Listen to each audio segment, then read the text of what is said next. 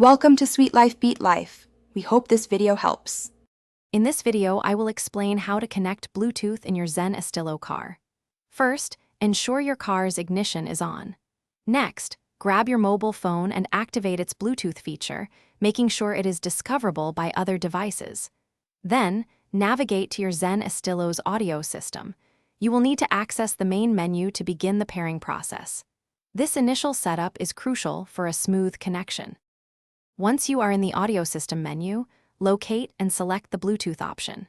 From there, you will typically find an option like Pair Device or Add New Device. Choose this to put your Zen Estilo into pairing mode. The car's system will then start searching for available Bluetooth devices nearby. This step prepares your car to be discovered by your phone, usually taking only a few seconds. Now, turn your attention back to your mobile phone. In your phone's Bluetooth settings, you should see a list of available devices. Look for your car's name, which is often Zen Estilo or a similar identifier. Tap on this name to initiate the connection.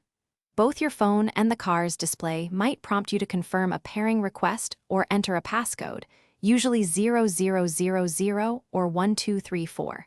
Confirm these to proceed.